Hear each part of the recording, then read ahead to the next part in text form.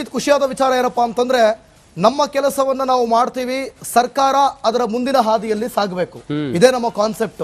So ಅದರಂತೆ ಈಗ data ಸೆಂಟರ್ಗಳ ವಿಚಾರವಾಗಿ ಇದರಿಂದ ಕುಡಿಯುವ ನೀರಿನ ಅಭಾವ ಎಷ್ಟಾಗಿತ್ತಲ್ಲ ಬೆಂಗಳೂರಿನಲ್ಲಿ, ಅದಕ್ಕೆ ಸಚಿವ ಪ್ರಿಯಾಂಕ್ ಖರ್ಗೆ ಪ್ರತಿಕ್ರಿಯೆ ನೀಡಿದ್ದಾರೆ. ನಮ್ಮ ಇವತ್ತಿನ ಅಥವಾ 9 ಗಂಟೆಯ ಮುಂಜಾನೆ ಮುನ್ನೋಟ ಎಷ್ಟು ಪರಿಣಾಮಕಾರಿಯಾಗಿ ರಾಜ್ಯದ ಜನರನ್ನ ಮತ್ತು ಈ ಸರ್ಕಾರದ ಬೆನ್ನನ್ನ ಬಡಿಯುತ್ತಿದೆ ಅಂತ ಹೇಳಿದ್ರೆ ಇದೇ ಸಾಕ್ಷಿ. ಬೆಂಗಳೂರಿನಲ್ಲಿ ಕುಡಿಯೋ ನೀರಿಗೆ ಕಂಟಕವಾಯಿತು ಡೇಟಾ ಸೆಂಟರ್. ನೀರಿನ ಸಮಸ್ಯೆ ಬಗ್ಗೆ ವಿಸ್ತೃತ ವರದಿ ಮಾಡಿದ ರಿಪಬ್ಲಿಕ್ ಕನ್ನಡ ವರದಿಗೆ ಸ್ಪಂದಿಸಿದ ಸಚಿವ ಪ್ರಿಯಾಂಕ್ ಖರ್ಗೆ, ಬೆಂಗಳೂರು ಬಿಟ್ಟು ಮಂಗಳೂರಲ್ಲಿ ಡೇಟಾ ಸೆಂಟರ್ ಸ್ಥಾಪನೆಗೆ ಚಿಂತನೆ, ಕರಾವಳಿ ಭಾಗದಲ್ಲಿ ಕೇಬಲ್ ಲ್ಯಾಂಡಿಂಗ್ ಸ್ಥಾಪನೆಗೆ ಪ್ಲಾನ್, ಪರಿಸರಕ್ಕೆ ಹಾನಿಯಾಗದಂತೆ ನೀತಿ ರೂಪಿಸಲು ಸಿದ್ಧತೆ. ರಿಪಬ್ಲಿಕ್ ಕನ್ನಡದಲ್ಲಿ ಪ್ರಿಯಾಂಕ್ ಖರ್ಗೆ ಎಕ್ಸ್ಕ್ಲೂಸಿವ್. ನೋಡೋಣ ಏನ್ ಹೇಳಿದ್ದಾರೆ, ಆಮೇಲೆ ಅದ್ರ ಬಗ್ಗೆ ಮಾತಾಡೋಣ.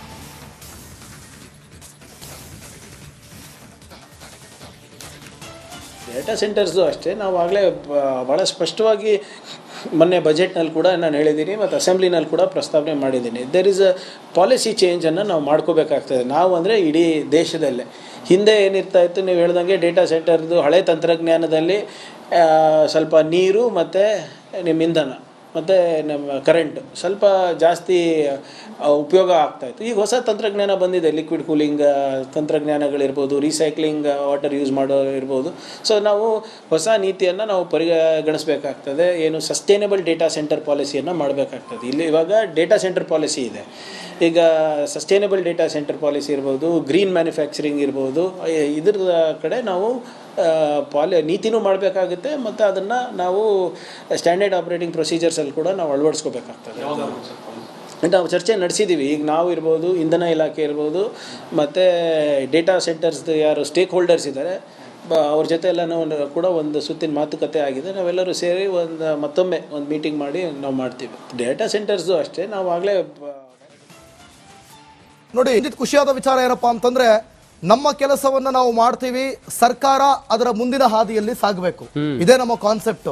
ಸೊ ಅದರಂತೆ ಈಗ ಡೇಟಾ ಸೆಂಟರ್ಗಳ ವಿಚಾರವಾಗಿ ಇದರಿಂದ ಕುಡಿಯುವ ನೀರಿನ ಅಭಾವ ಎಷ್ಟಾಗಿತ್ತಲ್ಲ ಬೆಂಗಳೂರಿನಲ್ಲಿ, ಅದಕ್ಕೆ ಸಚಿವ ಪ್ರಿಯಾಂಕ್ ಖರ್ಗೆ ಪ್ರತಿಕ್ರಿಯೆ ನೀಡಿದ್ದಾರೆ. ನಮ್ಮ ಇವತ್ತಿನ ಅಥವಾ 9 ಗಂಟೆಯ ಮುಂಜಾನೆ ಮುನ್ನೋಟ ಎಷ್ಟು ಪರಿಣಾಮಕಾರಿಯಾಗಿ ರಾಜ್ಯದ ಜನರನ್ನ ಮತ್ತು ಈ ಸರ್ಕಾರದ ಬೆನ್ನನ್ನ ಬಡಿಯುತ್ತಿದೆ ಅಂತ ಹೇಳಿದ್ರೆ ಇದೇ ಸಾಕ್ಷಿ. ಬೆಂಗಳೂರಿನಲ್ಲಿ ಕುಡಿಯೋ ನೀರಿಗೆ ಕಂಟಕವಾಯಿತು ಡೇಟಾ ಸೆಂಟರ್. ನೀರಿನ ಸಮಸ್ಯೆ ಬಗ್ಗೆ ವಿಸ್ತೃತ ವರದಿ ಮಾಡಿದ ರಿಪಬ್ಲಿಕ್ ಕನ್ನಡ ವರದಿಗೆ ಸ್ಪಂದಿಸಿದ ಸಚಿವ ಪ್ರಿಯಾಂಕ್ ಖರ್ಗೆ, ಬೆಂಗಳೂರು ಬಿಟ್ಟು ಮಂಗಳೂರಲ್ಲಿ ಡೇಟಾ ಸೆಂಟರ್ ಸ್ಥಾಪನೆಗೆ ಚಿಂತನೆ, ಕರಾವಳಿ ಭಾಗದಲ್ಲಿ ಕೇಬಲ್ ಲ್ಯಾಂಡಿಂಗ್ ಸ್ಥಾಪನೆಗೆ ಪ್ಲಾನ್, ಪರಿಸರಕ್ಕೆ ಹಾನಿಯಾಗದಂತೆ ನೀತಿ ರೂಪಿಸಲು ಸಿದ್ಧತೆ. ರಿಪಬ್ಲಿಕ್ ಕನ್ನಡದಲ್ಲಿ ಪ್ರಿಯಾಂಕ್ ಖರ್ಗೆ ಎಕ್ಸ್ಕ್ಲೂಸಿವ್. ನೋಡೋಣ ಏನ್ ಹೇಳಿದ್ದಾರೆ, ಆಮೇಲೆ ಅದ್ರ ಬಗ್ಗೆ ಮಾತಾಡೋಣ.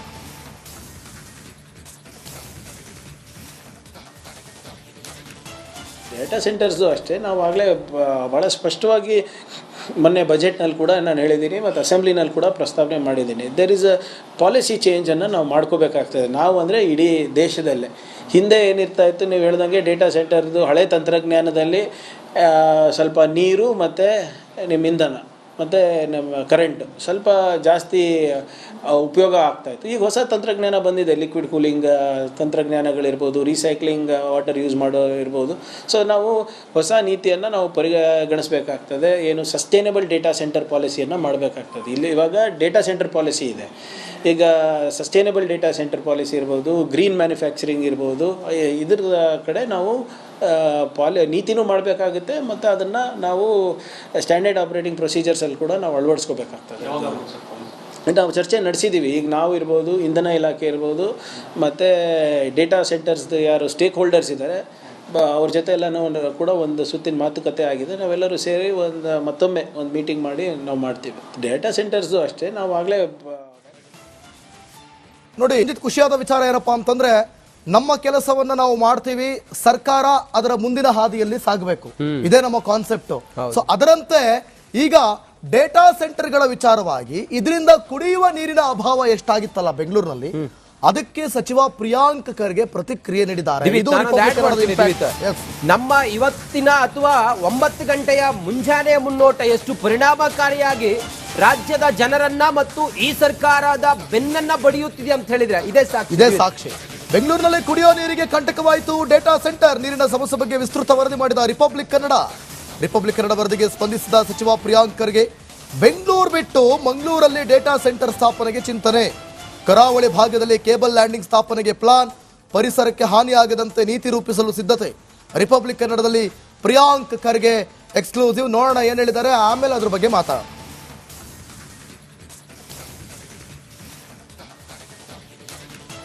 ಡೇಟಾ ಸೆಂಟರ್ಸು ಅಷ್ಟೇ ನಾವು ಆಗಲೇ ಭಾಳ ಸ್ಪಷ್ಟವಾಗಿ ಮೊನ್ನೆ ಬಜೆಟ್ನಲ್ಲಿ ಕೂಡ ನಾನು ಹೇಳಿದ್ದೀನಿ ಮತ್ತು ಅಸೆಂಬ್ಲಿನಲ್ಲಿ ಕೂಡ ಪ್ರಸ್ತಾವನೆ ಮಾಡಿದ್ದೀನಿ. ದೇರ್ ಇಸ್ ಅ ಪಾಲಿಸಿ ಚೇಂಜನ್ನು ನಾವು ಮಾಡ್ಕೋಬೇಕಾಗ್ತದೆ. ನಾವು ಅಂದರೆ ಇಡೀ ದೇಶದಲ್ಲೇ. ಹಿಂದೆ ಏನಿರ್ತಾ ಇತ್ತು, ನೀವು ಹೇಳ್ದಂಗೆ ಡೇಟಾ ಸೆಂಟರ್ದು ಹಳೆ ತಂತ್ರಜ್ಞಾನದಲ್ಲಿ ಸ್ವಲ್ಪ ನೀರು ಮತ್ತು ನಿಮ್ಮ ಇಂಧನ ಮತ್ತು ನಮ್ಮ ಕರೆಂಟ್ ಸ್ವಲ್ಪ ಜಾಸ್ತಿ ಉಪಯೋಗ ಆಗ್ತಾಯಿತ್ತು. ಈಗ ಹೊಸ ತಂತ್ರಜ್ಞಾನ ಬಂದಿದೆ, ಲಿಕ್ವಿಡ್ ಕೂಲಿಂಗ್ ತಂತ್ರಜ್ಞಾನಗಳಿರ್ಬೋದು, ರೀಸೈಕ್ಲಿಂಗ್ ವಾಟರ್ ಯೂಸ್ ಮಾಡೋ ಇರ್ಬೋದು. ಸೊ ನಾವು ಹೊಸ ನೀತಿಯನ್ನು ನಾವು ಪರಿಗಣಿಸಬೇಕಾಗ್ತದೆ. ಏನು ಸಸ್ಟೈನಬಲ್ ಡೇಟಾ ಸೆಂಟರ್ ಪಾಲಿಸಿಯನ್ನು ಮಾಡಬೇಕಾಗ್ತದೆ. ಇಲ್ಲಿ ಇವಾಗ ಡೇಟಾ ಸೆಂಟರ್ ಪಾಲಿಸಿ ಇದೆ. ಈಗ ಸಸ್ಟೈನಬಲ್ ಡೇಟಾ ಸೆಂಟರ್ ಪಾಲಿಸಿ ಇರ್ಬೋದು, ಗ್ರೀನ್ ಮ್ಯಾನುಫ್ಯಾಕ್ಚರಿಂಗ್ ಇರ್ಬೋದು, ಇದ್ರ ಕಡೆ ನಾವು ನೀತಿನೂ ಮಾಡಬೇಕಾಗುತ್ತೆ ಮತ್ತು ಅದನ್ನು ನಾವು ಸ್ಟ್ಯಾಂಡರ್ಡ್ ಆಪ್ರೇಟಿಂಗ್ ಪ್ರೊಸೀಜರ್ಸಲ್ಲಿ ಕೂಡ ನಾವು ಅಳವಡಿಸ್ಕೋಬೇಕಾಗ್ತದೆ. ನಾವು ಚರ್ಚೆ ನಡೆಸಿದ್ದೀವಿ. ಈಗ ನಾವು ಇರ್ಬೋದು, ಇಂಧನ ಇಲಾಖೆ ಇರ್ಬೋದು, ಮತ್ತು ಡೇಟಾ ಸೆಂಟರ್ಸ್ದು ಯಾರು ಸ್ಟೇಕ್ ಹೋಲ್ಡರ್ಸ್ ಇದ್ದಾರೆ ಅವ್ರ ಜೊತೆ ಎಲ್ಲನೂ ಕೂಡ ಒಂದು ಸುತ್ತಿನ ಮಾತುಕತೆ ಆಗಿದೆ. ನಾವೆಲ್ಲರೂ ಸೇರಿ ಮತ್ತೊಮ್ಮೆ ಒಂದು ಮೀಟಿಂಗ್ ಮಾಡಿ ನಾವು ಮಾಡ್ತೀವಿ. ಡೇಟಾ ಸೆಂಟರ್ಸು ಅಷ್ಟೇ ನಾವು ಆಗಲೇ ನೋಡಿ, ಇಂದಿನ ಖುಷಿಯಾದ ವಿಚಾರ ಏನಪ್ಪಾ ಅಂತಂದ್ರೆ, ನಮ್ಮ ಕೆಲಸವನ್ನ ನಾವು ಮಾಡ್ತೀವಿ, ಸರ್ಕಾರ ಅದರ ಮುಂದಿನ ಹಾದಿಯಲ್ಲಿ ಸಾಗಬೇಕು, ಇದೇ ನಮ್ಮ ಕಾನ್ಸೆಪ್ಟ್. ಸೊ ಅದರಂತೆ ಈಗ ಡೇಟಾ ಸೆಂಟರ್ಗಳ ವಿಚಾರವಾಗಿ ಇದರಿಂದ ಕುಡಿಯುವ ನೀರಿನ ಅಭಾವ ಎಷ್ಟಾಗಿತ್ತಲ್ಲ ಬೆಂಗಳೂರಿನಲ್ಲಿ, ಅದಕ್ಕೆ ಸಚಿವ ಪ್ರಿಯಾಂಕ್ ಖರ್ಗೆ ಪ್ರತಿಕ್ರಿಯೆ ನೀಡಿದ್ದಾರೆ. ನಮ್ಮ ಇವತ್ತಿನ ಅಥವಾ 9 ಗಂಟೆಯ ಮುಂಜಾನೆಯ ಮುನ್ನೋಟ ಎಷ್ಟು ಪರಿಣಾಮಕಾರಿಯಾಗಿ ರಾಜ್ಯದ ಜನರನ್ನ ಮತ್ತು ಈ ಸರ್ಕಾರದ ಬೆನ್ನನ್ನ ಬಡಿಯುತ್ತಿದೆ ಅಂತ ಹೇಳಿದ್ರೆ ಇದೇ ಸಾಕ್ಷಿ. ಬೆಂಗಳೂರಿನಲ್ಲಿ ಕುಡಿಯೋ ನೀರಿಗೆ ಕಂಟಕವಾಯಿತು ಡೇಟಾ ಸೆಂಟರ್, ನೀರಿನ ಸಮಸ್ಯೆ ಬಗ್ಗೆ ವಿಸ್ತೃತ ವರದಿ ಮಾಡಿದ ರಿಪಬ್ಲಿಕ್ ಕನ್ನಡ ವರದಿಗೆ ಸ್ಪಂದಿಸಿದ ಸಚಿವ ಪ್ರಿಯಾಂಕ್ ಖರ್ಗೆ ಬೆಂಗಳೂರು ಬಿಟ್ಟು ಮಂಗಳೂರಲ್ಲಿ ಡೇಟಾ ಸೆಂಟರ್ ಸ್ಥಾಪನೆಗೆ ಚಿಂತನೆ, ಕರಾವಳಿ ಭಾಗದಲ್ಲಿ ಕೇಬಲ್ ಲ್ಯಾಂಡಿಂಗ್ ಸ್ಥಾಪನೆಗೆ ಪ್ಲಾನ್, ಪರಿಸರಕ್ಕೆ ಹಾನಿಯಾಗದಂತೆ ನೀತಿ ರೂಪಿಸಲು ಸಿದ್ಧತೆ. ರಿಪಬ್ಲಿಕ್ ಕನ್ನಡದಲ್ಲಿ ಪ್ರಿಯಾಂಕ್ ಖರ್ಗೆ ಎಕ್ಸ್ಕ್ಲೂಸಿವ್. ನೋಡೋಣ ಏನ್ ಹೇಳಿದ್ದಾರೆ, ಆಮೇಲೆ ಅದ್ರ ಬಗ್ಗೆ ಮಾತಾಡೋಣ.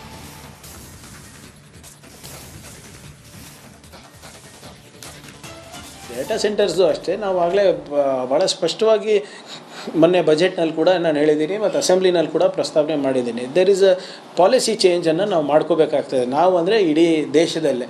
ಹಿಂದೆ ಏನಿರ್ತಾ ಇತ್ತು, ನೀವು ಹೇಳ್ದಂಗೆ ಡೇಟಾ ಸೆಂಟರ್ದು ಹಳೆ ತಂತ್ರಜ್ಞಾನದಲ್ಲಿ ಸ್ವಲ್ಪ ನೀರು ಮತ್ತು ನಿಮ್ಮ ಇಂಧನ ಮತ್ತು ನಮ್ಮ ಕರೆಂಟ್ ಸ್ವಲ್ಪ ಜಾಸ್ತಿ ಉಪಯೋಗ ಆಗ್ತಾಯಿತ್ತು. ಈಗ ಹೊಸ ತಂತ್ರಜ್ಞಾನ ಬಂದಿದೆ, ಲಿಕ್ವಿಡ್ ಕೂಲಿಂಗ್ ತಂತ್ರಜ್ಞಾನಗಳಿರ್ಬೋದು, ರೀಸೈಕ್ಲಿಂಗ್ ವಾಟರ್ ಯೂಸ್ ಮಾಡೋ ಇರ್ಬೋದು. ಸೊ ನಾವು ಹೊಸ ನೀತಿಯನ್ನು ನಾವು ಪರಿಗಣಿಸಬೇಕಾಗ್ತದೆ. ಏನು ಸಸ್ಟೈನಬಲ್ ಡೇಟಾ ಸೆಂಟರ್ ಪಾಲಿಸಿಯನ್ನು ಮಾಡಬೇಕಾಗ್ತದೆ. ಇಲ್ಲಿ ಇವಾಗ ಡೇಟಾ ಸೆಂಟರ್ ಪಾಲಿಸಿ ಇದೆ.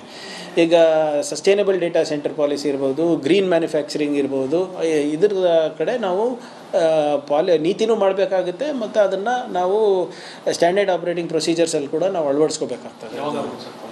ನಾವು ಚರ್ಚೆ ನಡೆಸಿದ್ದೀವಿ. ಈಗ ನಾವು ಇರ್ಬೋದು, ಇಂಧನ ಇಲಾಖೆ ಇರ್ಬೋದು, ಮತ್ತು ಡೇಟಾ ಸೆಂಟರ್ಸ್ದು ಯಾರು ಸ್ಟೇಕ್ ಹೋಲ್ಡರ್ಸ್ ಇದ್ದಾರೆ ಅವ್ರ ಜೊತೆ ಎಲ್ಲನೂ ಕೂಡ ಒಂದು ಸುತ್ತಿನ ಮಾತುಕತೆ ಆಗಿದೆ. ನಾವೆಲ್ಲರೂ ಸೇರಿ ಮತ್ತೊಮ್ಮೆ ಒಂದು ಮೀಟಿಂಗ್ ಮಾಡಿ ನಾವು ಮಾಡ್ತೀವಿ. ಡೇಟಾ ಸೆಂಟರ್ಸು ಅಷ್ಟೇ ನಾವು ಆಗಲೇ